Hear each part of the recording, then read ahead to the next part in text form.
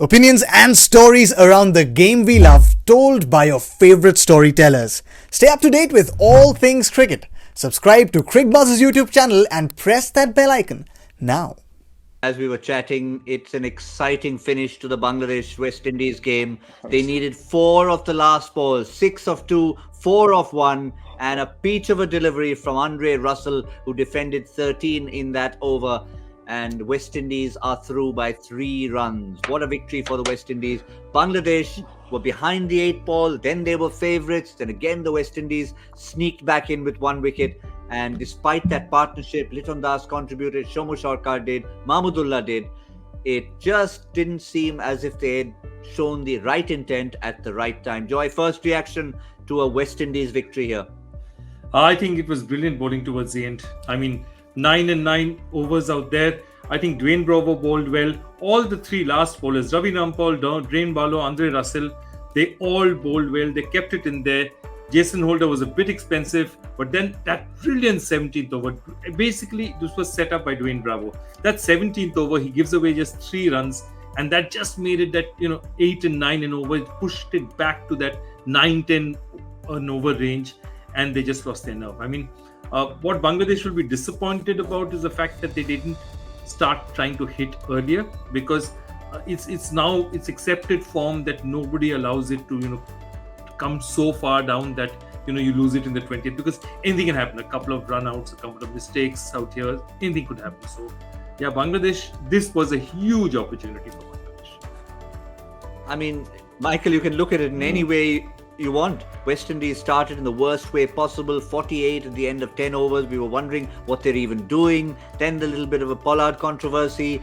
They get some runs at the end from their out of form Nicholas Puran. It still doesn't seem enough, and yet they finish on top. Yeah, and they're just in it. They're just still in this World Cup. Bangladesh, they're gone. They've got no chance now. I can't see how they can qualify. But the West Indies, if they beat Australia, Sri Lanka, you just never know. They might just be able to squeeze through into the semi-finals. And the West Indies are the type that they play like they are doing at the minute. They've got no chance. They've got to improve in all facets of the game, but they can. We've seen that before with the West Indies. They suddenly start to find that rhythm and momentum, and find particularly that top order. 1 or 2 of them starts to find a bit of rhythm and form. They can beat anybody on a given day, and they can get on a winning process of going win, win, win, win. That's what we've seen in the past. So the West Indies have kind of just grabbed on. They're still holding on just. I'm looking forward to seeing, because they'll be watching obviously England play Australia tomorrow. Whoever loses, that's 2 from 3.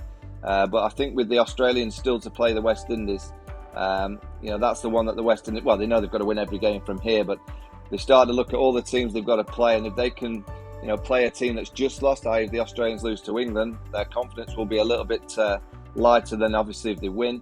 That's what they'll be hoping tomorrow, I reckon they'll hope that England keep winning, they can go to the top, and we'll try and grab that second place. Just about clinging on, or maybe even we can say they just hold her on. Because they got Big Jason, into the side, and it made a huge difference to them. Interesting, as we just finish on that particular game, Joy, no real crazy celebrations, because they're used to celebrating everything.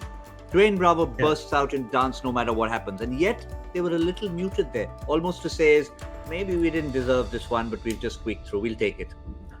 No, if you saw that last over, they have a dropped catch in 19.4, which allows 2 runs to be run. Okay, so that should have been out. Then after that, they have a misfield from Jason Holder that allows the second run. So really, everything goes.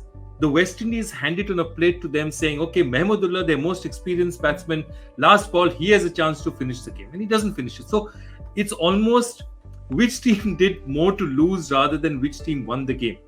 The West Indies made fewer mistakes than Bangladesh. That's the only difference. But neither side will be proud of themselves. Definitely, even the West Indies is not particularly proud. It's a kind of win which would not give them too much confidence, but they'll say, okay, we'll take it. Now let's see what we can do from here on.